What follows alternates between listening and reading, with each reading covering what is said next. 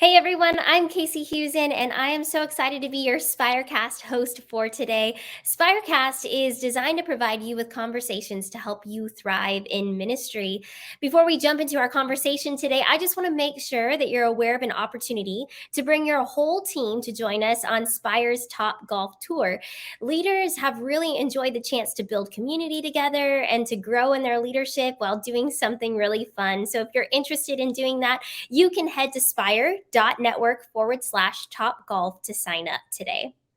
Well, today we have David Jack, who's returning to the Spirecast, and he is our resident fitness and wellness expert. He's done work with Men's Health, Women's Health, Nissan, Reebok, and several other high profile companies. And he's appeared on The Katie Couric Show, as well as maintaining his own personal fitness YouTube channel. His mission is to magnify the good in fitness and the people it serves to elevate others. And today we're going to be talking with David about physical wellness and the holidays. So, everyone, we want you to help us welcome David back to Spirecast. Hey, David.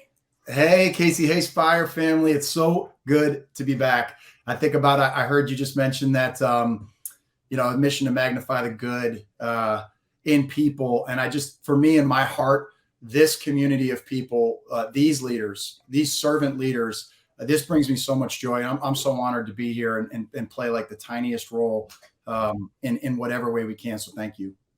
Well, thank you for joining us, David. And I think this is such a great conversation to be having, especially at this time in the year. I mean, leaders have experienced higher levels of stress over the last couple of years, no doubt.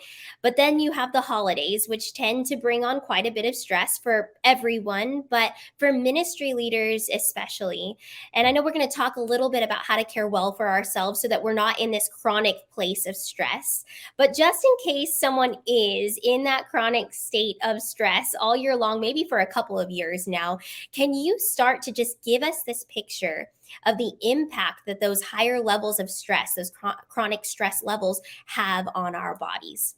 Yeah, for sure. And, within my scope of practice, not being a medical doctor and not having some of that wisdom, I can share some of the research, what it talks about with stress. And then in my own personal life and clients that I've worked with, I'll also mention that the avatar that you just gave of someone being in a season where there's just a lot going on. There's a lot of voices in their minds, and there's just a lot of burden and there's a lot of weight. And sometimes you can't even put your finger on it. And especially when you're a person of faith and you know the source of peace and of healing and of freedom and of carrying those burdens with you. I think that makes it even harder sometimes because you're like, I know the answer. I know who I go to, and I know what I know the variables, right? It's not like I'm missing something. And I think sometimes that can even make it harder. And so what I'll just share with anyone watching today is, I actually am one of those people that has experienced for the last couple of years, just an incredibly challenging season and a lot of it on the inside. So I can relate to walking through that. And it is humbling. And at the same time, I've discovered an awful lot that I think is going to be useful for the next seasons of my life and when I come back around to this one. So stress in and of itself, I call it like one of the ultimate foes of fitness. And it really is, because when you look at stress, and it's funny, it lives in kind of like this ecosystem of with the chicken and the egg, what drives what, and then one makes the other worse, right? So when your our body's always under stress, by the way. Yeah. Right. So I just want to let people know that that's normal. And our brains really perceive almost everything that comes at us can be a possible threat. There's a threat matrix in our brain. Our brain is designed to protect us first and to shut things down when it doesn't like what it starts to. And subconsciously, we don't even know that sometimes. So that's partially how we're made, and it's a good thing. It's just when some of those things are at a level higher than we're used to, or we haven't had a chance to adapt to those imposed demands, just like progression in fitness. If I went into a gym and today I'm like, I'm going to start working out, and I decide today I'm going to bench press, and I go for it, and I do 200 reps of bench press because I can, and for the next week I can't move. Right. What that is too much stress for what my system, my ecosystem, for the skill sets that I had and the adaptations that I had to adapt to in a healthy way. And so I feel that.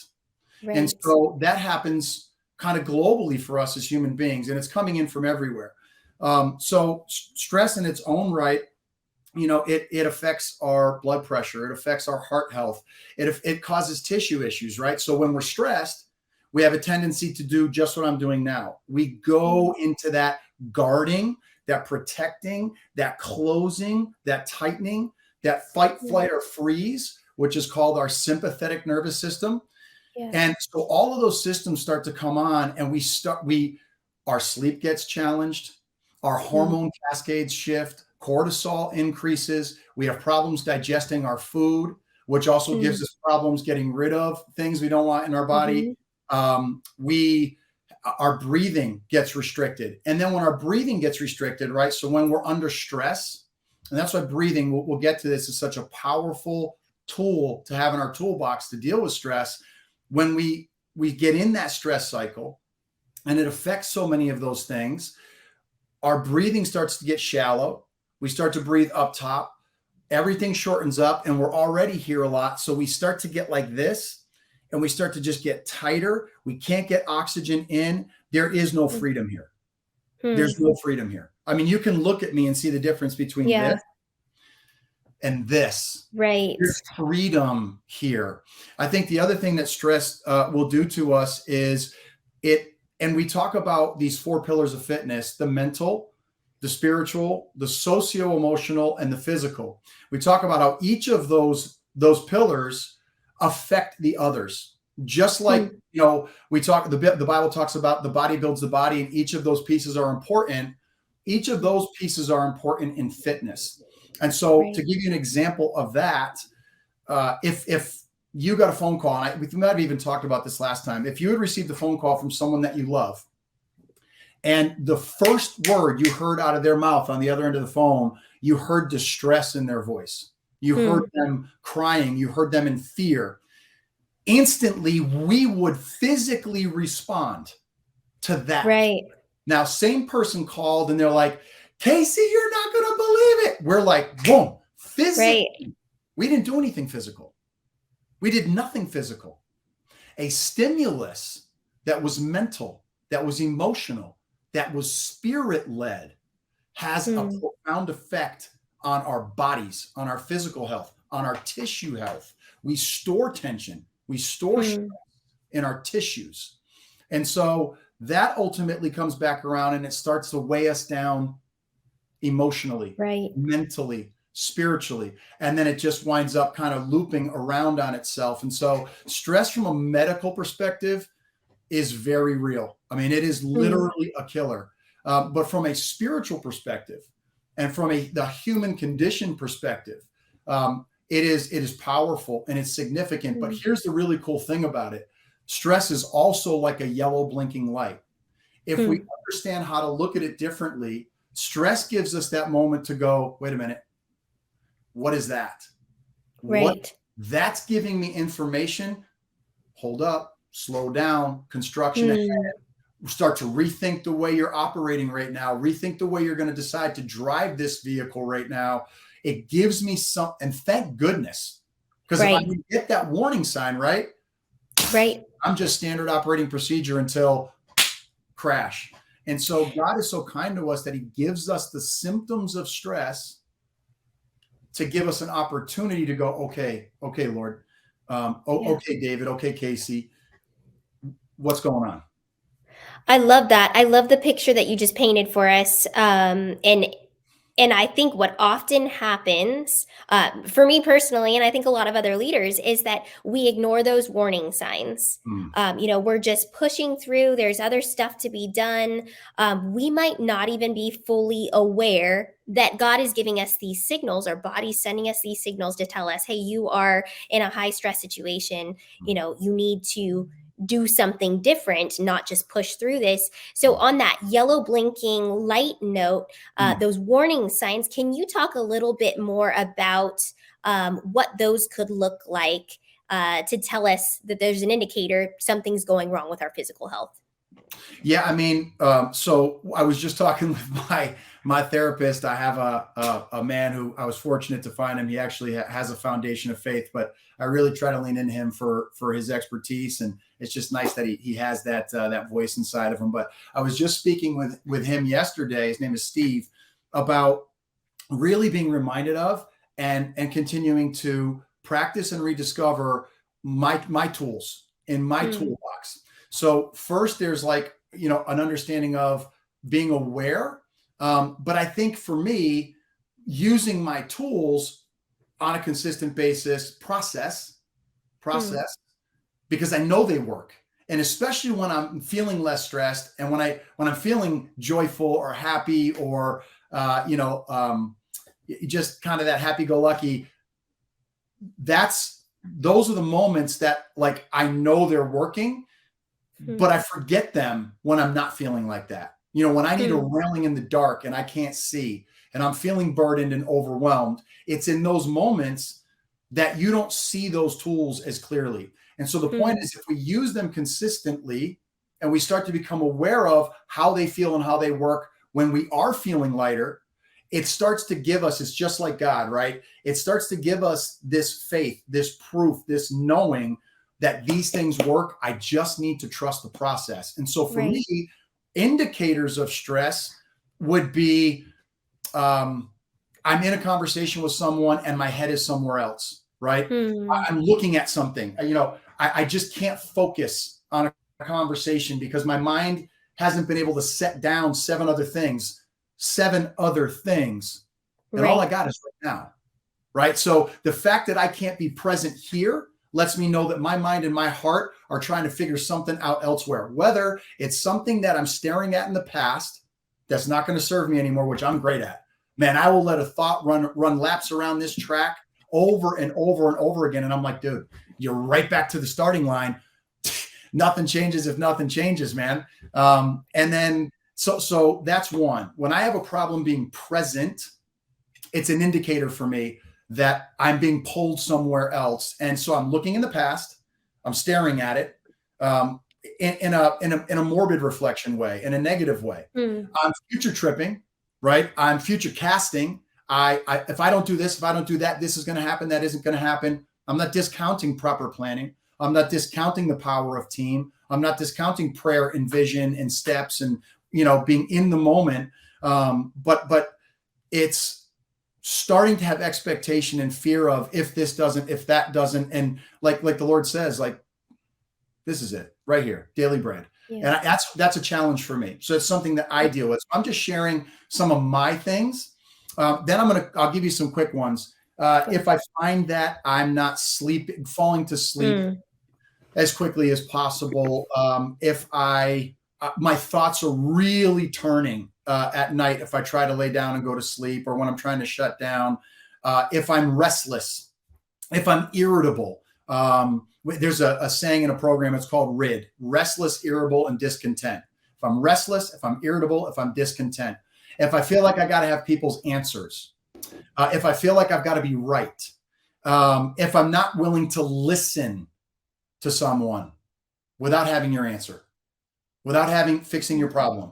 Like I don't need to get into that. I don't need to fix you because I'm feeling unsettled and unfixed. Uh, mm, then I also feel like my physical body, right? So if I am feeling a little more lethargic, like I just went out back, I don't do it enough. And I know this stuff. Just like yeah. pastors, you guys know, what your people need. And it's like, Right. the barber's kid's hair's never cut. The landscaper's lawn's never mowed. I get Right. it. But I'm just out in my backyard. It's a beautiful day here in Phoenix in November. I'm in bare feet. I get in the grass. I'm in the sun. I take my shirt off to get a little vitamin D therapy. Right. I just got this stick. It's one of the tools that I use. And I was moving around with it. And then I just did this little, it works for me. Like my daughter and I were talking about it. She's like, Dad, one of the ways I know I'm still flexible is if I can do this and hold my leg and like hop around, I know that I still got it. And I'm like, that's so awesome, Ella. I said, for Yeah. me, just out back, I took a stick and I did what's called an overhead squat, just with a stick.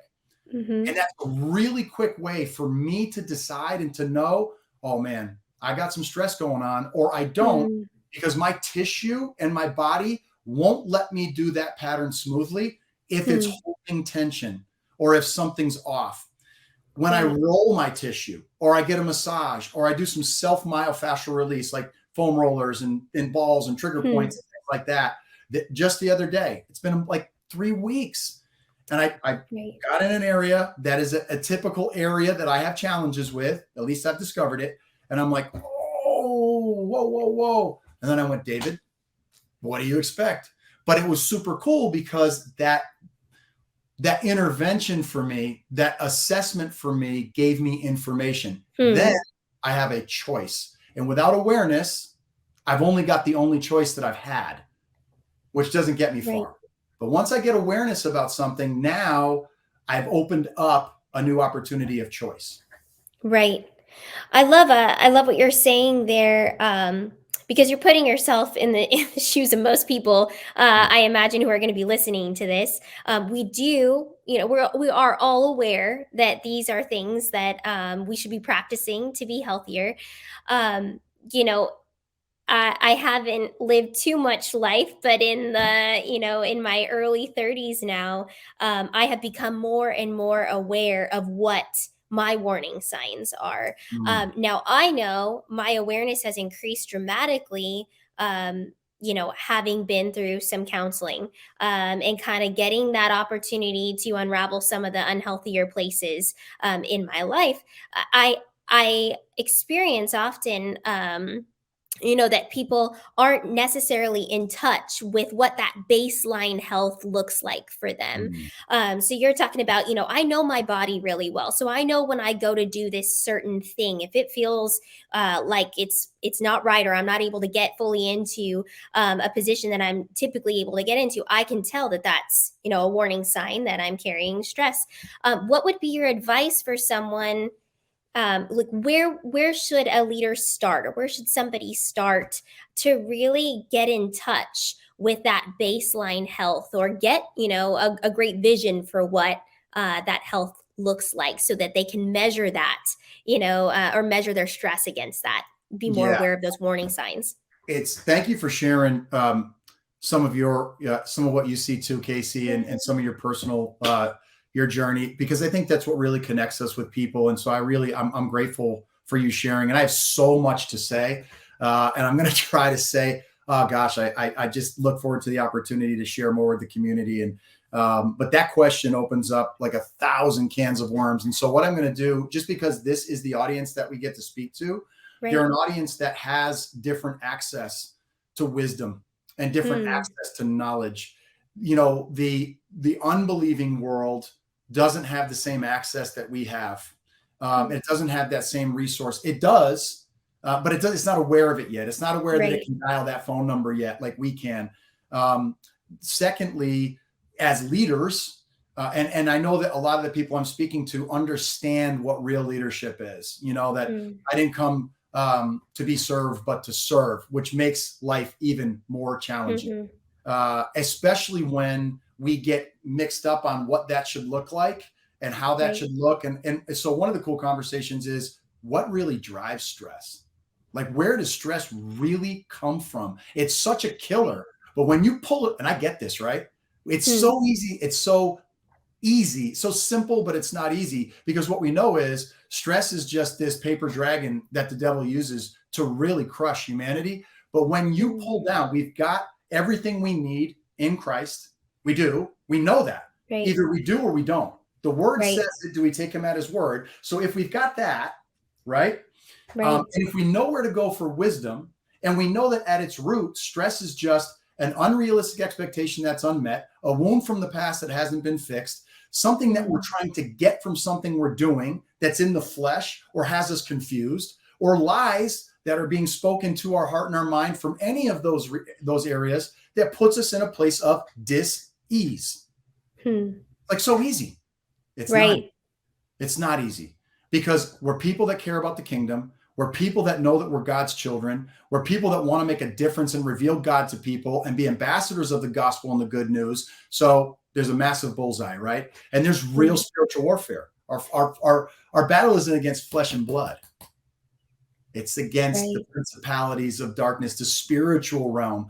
And so those things remain true for us in our health, in our wellness. But I would say just dealing with being able to assess and understand some basic health markers and deal with some stress. First of all, you mentioned it. I think some of us are at a place now where it's like, when was the last time we sought the Lord with our Mm. heart and said, Lord, reveal to me, please. Hmm. Why is my soul downcast within me? Like David talked about. Mhm. Like, Yeah. what is it that I can't see? I can't see it. Can you Right. please be kind and love me and reveal it to me and show me and make me aware of it? And some of that requires some work, some not self-reflection to be self-actualized, some self-reflection not to beat ourselves up, but for God to go, no, that's the true self, Casey. Hmm. That's your true Yeah. self, David. This is the false self. This is what I'm transforming you. This is that new creation. And we got to chip away those things. So I just went through this Right. morning an inventory for myself that works for me in a program that I follow. And it was basically asking me questions about self-worth. And one of them that really hit me was, when you think of your physical appearance, how do you feel? Hmm. Like, oh my gosh. And what I realized, and I've known this for a while, but what it really hit me today was, I don't really look at myself in the mirror that much because I Hmm. don't want to see. Because what I'm evaluating myself on is what's visual. I'm looking at the jar, not the treasure Hmm. within. And I haven't been able to develop eyes yet to see. And I get it. I get it all. I know the word. Yeah. I know the Holy Right. Spirit's there. But the truth of it is, the fact that I won't do that means that I'm looking at something. I'm like looking at a painting and judging it for just what I see, not Mm. for what it is and what Yeah. story it's telling and the story behind it, the artistry of it. The potter behind the clay, the good Hmm. vision and plan that was existing in place for this to be created. And so even just that alone, here's a person who's been in fitness for 22 years.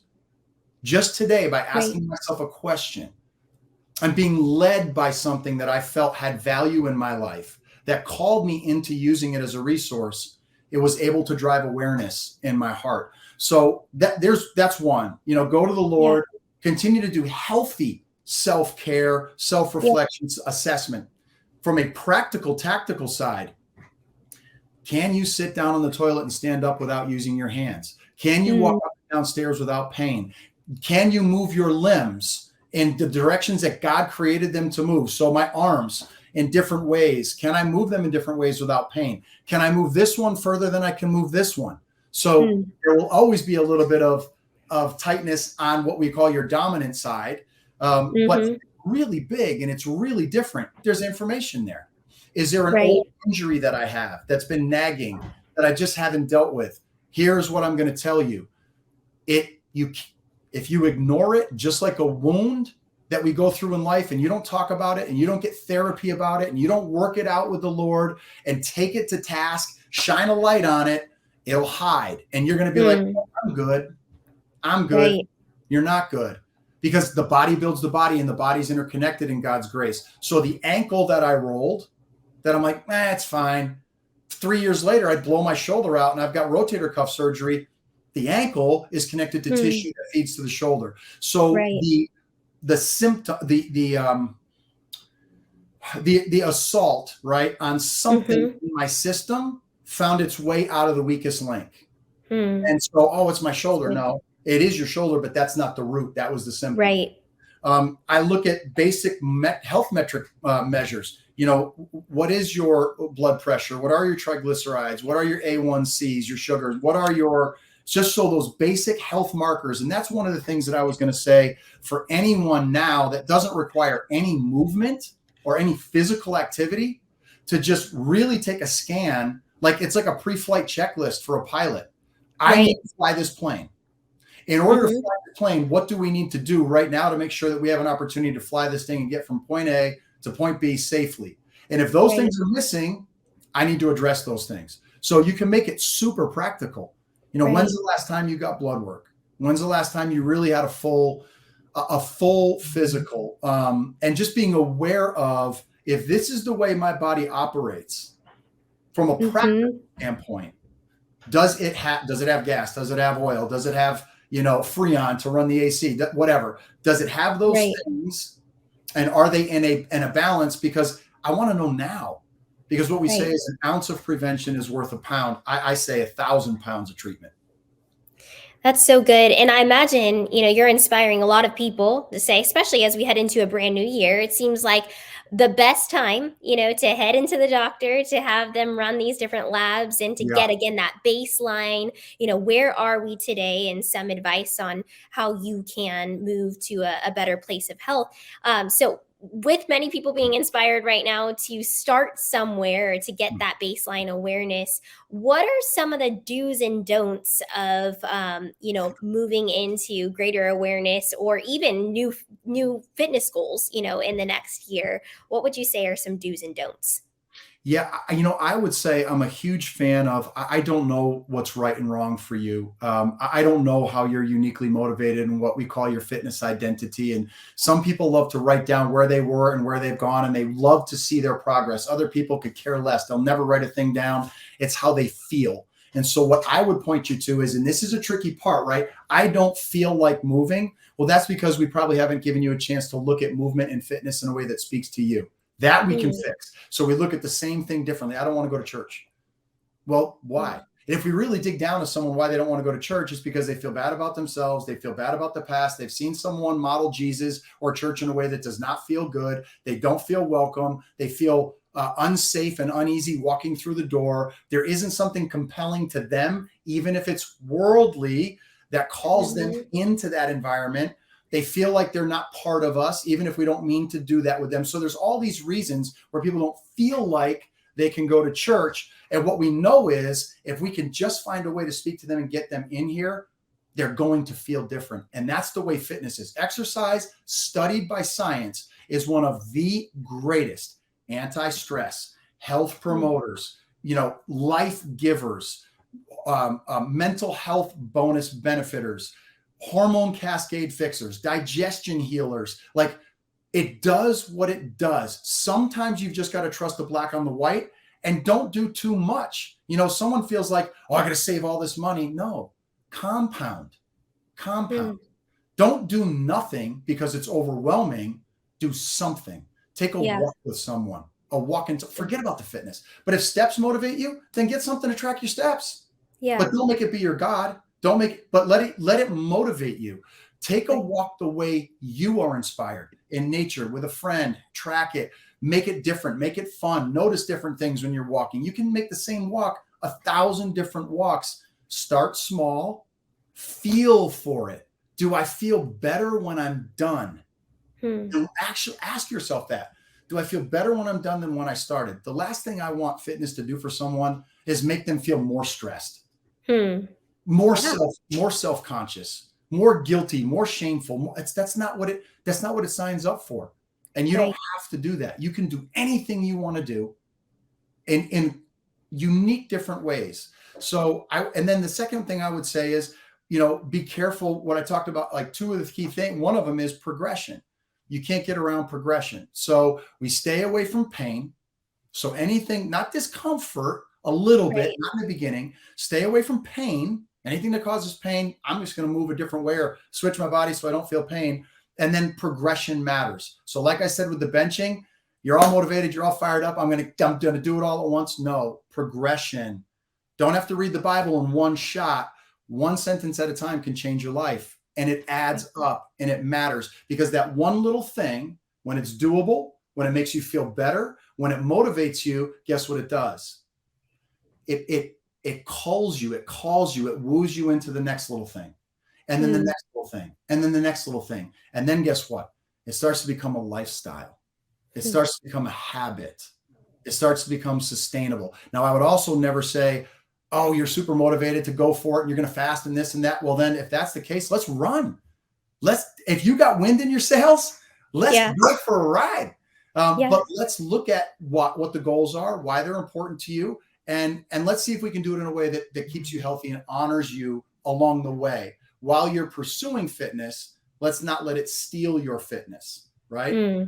So I think That's all good. of those things are are helpful, and starting small matters, and knowing how you're wired. Like, I love to move with people. I love to be in nature. I love to sometimes not think about what I'm going to do. I start with an idea, then I just let the music or the moment kind of move me, and I allow myself to flow and discover. And I'm a huge fan of play, right? Like, I got to go. Like, that's my time. And I didn't Mm, have to. I kind of felt like I got to, and I feel better about it. So yeah. there's so much, and I know we're tight Oh, on yeah. time now. No, I appreciate that. I think after hearing you talk about all of this, David, each one of us is going to sit up a little bit straighter, take some deeper breaths. And you offered some really, really practical things that we can be doing, even during a busy season like the holidays, to get out there, go on some walks, and to make it a community thing as well. Yeah, Not necessarily having to categorize it as exercise if that's yeah, stressful, yeah. And if it but isn't, to, if it yeah. isn't stressful, run with it. Some Great. super practical things, doing something little throughout the day. So pick a skill, pick a habit. Breath is amazing. It's amazing. Mm, Just, I'm going to breathe 1 minute today. That's a four mm, second in, a 6 second out. That's 10 seconds. That's 6 breaths. That's it. You watch how it changes you. Tiny wow. little things make a huge difference, especially when they're higher on our Right. health and wellness paradigm. Taking a little exercise, like today, this week, I want to do 100 push-ups. I do 4 today. I do 5 tomorrow. Maybe it leads Yeah. to some jumping jacks or some this and that or whatever. That stuff compounds on itself. If you Right. dedicate those things to an intention greater than yourself. Remember, and I'll leave it with this. Remember when we talked about a walk? Well, when someone Yeah. walks for someone who they love that has cancer, that walk's a completely different walk. So Right. what I've found in my career is, when your fitness has your uniqueness in mind, when it has elements of play, when it has elements of purpose, and when it has elements of community that make you feel grateful you're there, that's when fitness changes. That's great. Well, thank you for I know you could go on and on and on, and Oh, I could sit for here like and 5 weeks. listen. I know I could listen to it all because this is so helpful. And again, just personally over the last year, I've really jumped into taking, my health even more seriously and spending more time exercising. And it has made such a difference when you talk about that interconnectivity, Mm, between building muscles and, the emotional yes. state that we're in. I'm a mom of two, Wow. and a ministry leader. In ministry, I think everyone can resonate. It just never stops. You can be at the office and head home, but you're still, if you're passionately connected to what you're doing, you're still thinking about, what you're going to do next and how you can Yes. impact the lives of people around you for Jesus. It never ends. And so I have just personally realized over the last year, after getting into it and starting small, how much I crave that now because of what it brings to me and to my family, to my leadership in my own church. And Mm. so I pray a lot of people after hearing this today will take those incremental steps Yeah. to get Yeah. started on something for their benefit. It's so good. And I know they've given us a little bit of time here. And I thank you so much for sticking around. But I'd be remiss if I didn't say it's what we allow in. Like Romans 12:2 talks about separating from the cares and the concerns of the world and being Yeah, transformed in our mind. And so I think it's what we let in here, let in here, let in here. right. So little simple things as we come in holidays, one ingredient foods, stay as close as you Mm, can. Be careful with liquid calories. Processed hmm. foods are really tough. Your Yeah. what I call your I have a terminology for it, and I've got to figure out where I wrote it down. But basically, what I said was, I did this on the Katie Couric show, and I said, make your 20 money. So we talk about trying to eat Hmm. 80% of the time, like as good as you can. Then there's Yeah. 20% just to eat like fun stuff and what you love. So Katie and I talked about that once for the whole segment. Your 20, Wow. make it money. The things Yeah. you enjoy over the holidays, an okay cookie, it's not worth your calories, because then Right. you're Right. stressed out, you're not satisfied. Now the doom loop and the stress starts all over again. Yeah. Pick things you love. Be conscious when you eat them. Hmm. Gratitude is a game Enjoy it. changer. Let it nourish you and be like, I loved it. It was amazing. I'm moving on. So make your Yeah. 20 money, especially over the That's great. holidays. I love it. I love it. We got to put that in the show notes for sure. That's Yeah, going we to stand do. out. Make So your 20 money. I'm going to leave Thank it there you. today, Casey. I love that, David. Thank you. It's been so great to talk with you. And I know, again, this has made an impact on a lot of ministry leaders. And so thank you for your time and for sharing all of that. I just want to remind, on that same note of getting out there and being physically well in community, we have an opportunity for ministry leaders to join us on our Top Golf Tour with Spire. And again, making it fun and increasing our leadership together. So if anyone listening or watching right now has a team and you would love to join us to sharpen your leadership and build community with other church leaders like David and other church leaders around the country, we would love to meet you at that Top Golf Tour when it comes to your area. So you can go to spire.network/Top Golf to sign up for that today. But thanks again for joining us, David. Thank you, everyone, for joining us today. And we hope you guys have a great rest of your week. God bless your holidays. Thank you for having me. And oh, by the way, they know how to get a hold of me if I've spoken to someone who's really like wrestling or challenged and needs help. Yes. I raise my hand and say I'm willing, Lord. So and thank you, where guys. can they find you, David? Just so we know if anyone wants to reach out. Yeah, they can send an email. I guess it would get to me, and it's the easiest one to pass on. David@davidjack.tv, like television. Okay. David@davidjack.tv, or can go through Spire and some of our folks there, and they'll get me in touch directly, and I can get my cell phone and all that. So I'm just honored to be a part of the family. Thank you. Thank you, David, and thank you to everyone watching or listening today.